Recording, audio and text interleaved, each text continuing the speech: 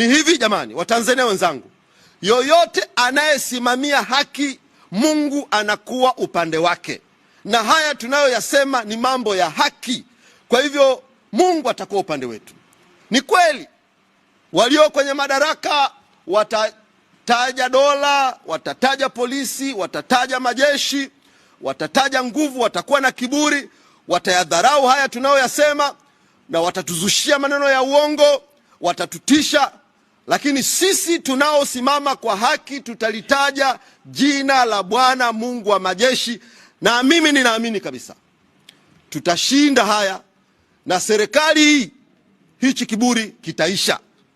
Watayafanya haya ambayo Watanzania wanayataka, kwa sababu ni mambo ya haki. Hayapo, sio madai ya kuvunja amani, utulivu na mshikamano wa taifa letu. Ni mambo ya kujenga. Kwa mimi ninaamini kabisa, kwa sababu tuko upande wa haki na Mungu yuko upande wa watu wanaosimamia haki. Hilo ni jambo la kwanza.